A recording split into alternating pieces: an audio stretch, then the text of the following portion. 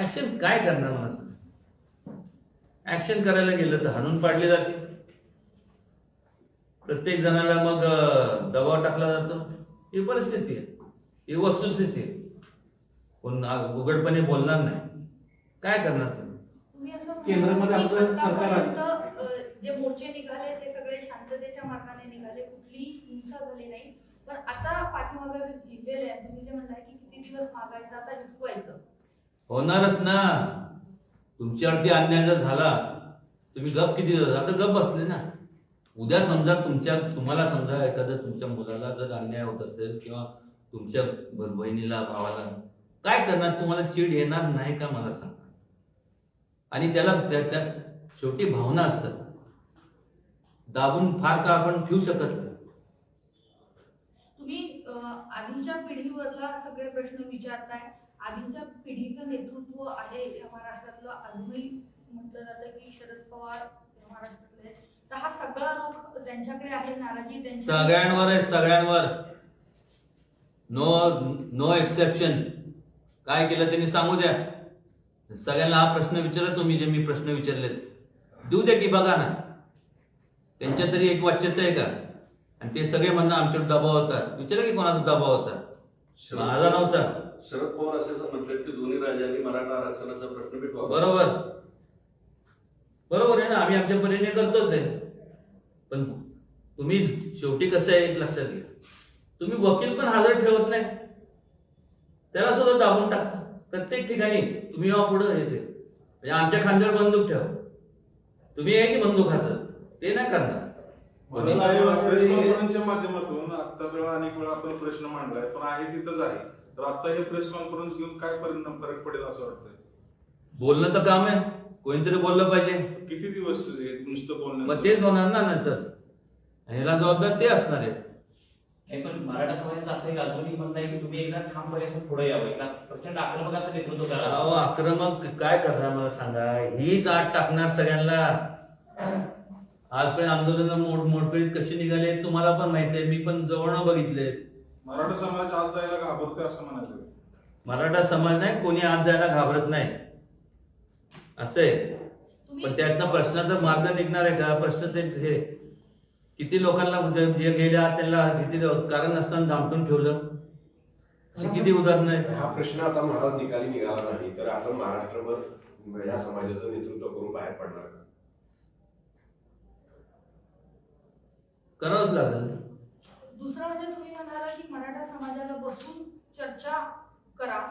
ही चर्चा करताना तुम्ही हे नेतृत्व घेऊन पुढे होणार का? चर्चा कशा पद्धतीने ही असेल? कारण प्रत्येकाला हेच मुद्दे सांगितलेत ना त्यांच्याकडनं. पहिले या मुद्द्यांचं तुम्ही प्रश्नाचं उत्तर दिले ना, त्यांना बघतो ना त्यांच्या सगळ्यांकडं.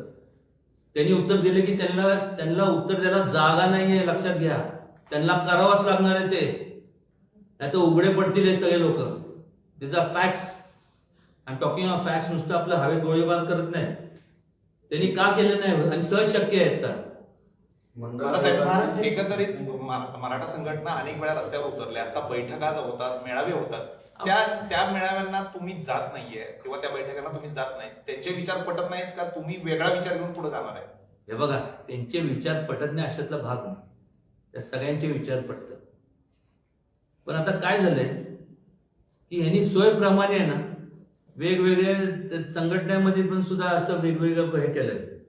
आता इथं गेलं तर ह्यांचे विचार वेगळे, तिथं गेलं तर त्यांचे विचार वेगळे. मी माझा विचार जो आज मांडला तो परखडपणे मांडलेला विचार आहे.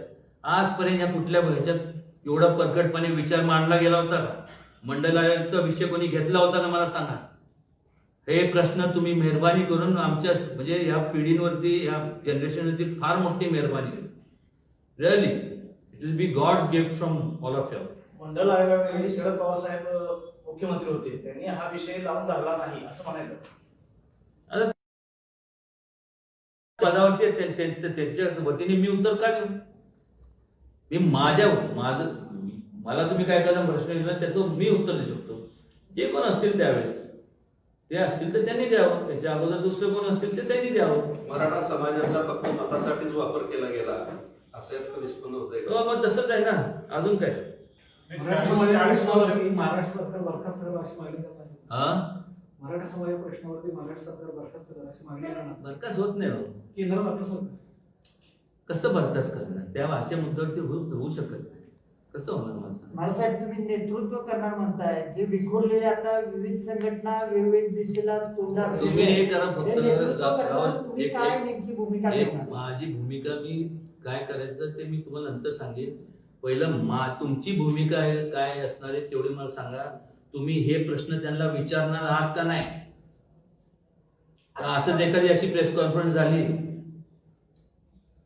संपली, हे प्रश्न विचारा, मग तुम्हाला त्यांच्याकडनं खरं खोटं काय कळत आणि त्याच्यावर मग मी प्रेस घेतो आणि मग सांगतो काय करणार आहे. त्या विखुरलेल्या ह्याचा आधार घेते ना सरकार, असं म्हणायला काय हरकत?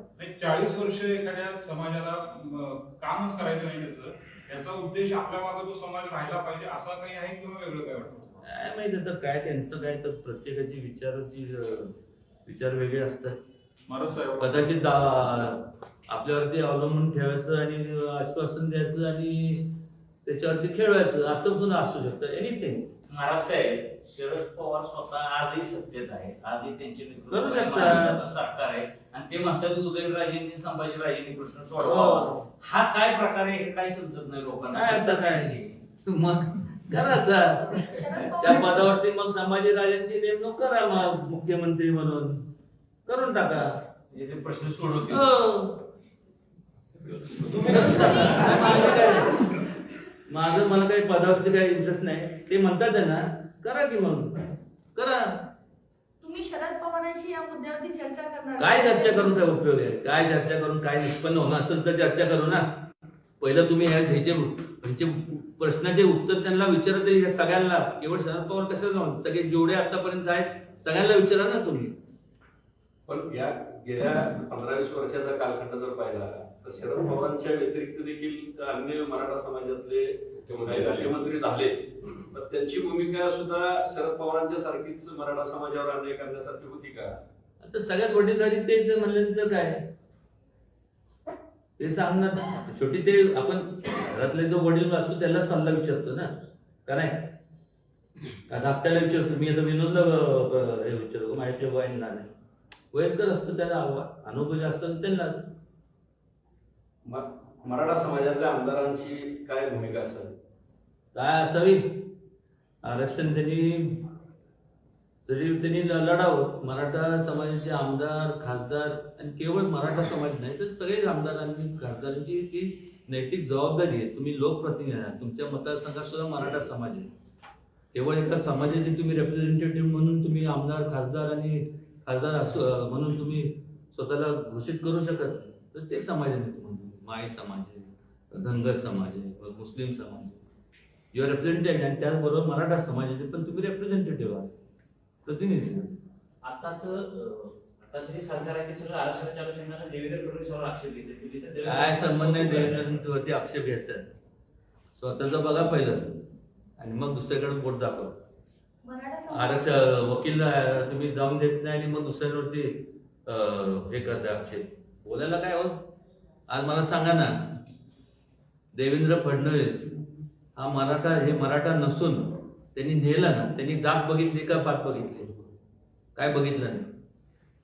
त्यांनी संपूर्ण हे केलं, रेटलं ना. सत्तांतर झालं त्यानंतर ह्या लोकांनी ते पुढे न्यायला पाहिजे होतं ना. त्यांनी इथपर्यंत पुढचं तुम्ही आता या परत मग त्या सत्ता त्यांच्या हातात, देवेंद्रांच्या हातात. नाही ते असं म्हटलं की पहिल्या कॅबिनेटमध्ये धनगर समाजाला आरक्षण देतो. एक लक्षात घ्या, ते काय म्हणाले मला माहिती नाही. तुम्ही देवेंद्रांच्या हातात सत्ता द्या, आरक्षण तुम्हाला मिळून द्यायची जबाबदारी ते. मी त्यांच्याकडनं आरक्षण तुम्हाला मिळवून देतो. बस द्या आता त्यांच्या हातात सत्ता मिळणारच आहे. यांच्याकडनं काय प्रॉब्लेम येतोय?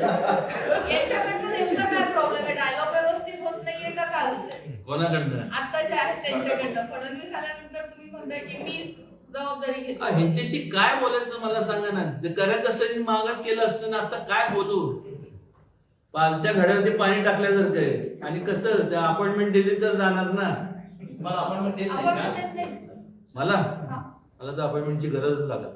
मग तुम्ही आता म्हणालात ना. बोलायचं असतं. म्हणजे काय टेस्ट आहे. पण वयस्कर माणसं तुम्ही वडीलधारे आहेत त्या वडीलधाऱ्यांशी मग तुम्ही चर्चा करणार आहात काय बोलू काय मला सांगा काय बोलणार शेवटी हे बोलणार सगळे प्रश्न झाले बोलण्याच्या अगोदर करणार आहे हे करणार आहे, काय कधी कधी करणार आमचं गेलं की मग करणार त्या आमच्या हायतीत तरी करा चालेल महाराज थँक्यू थँक्यू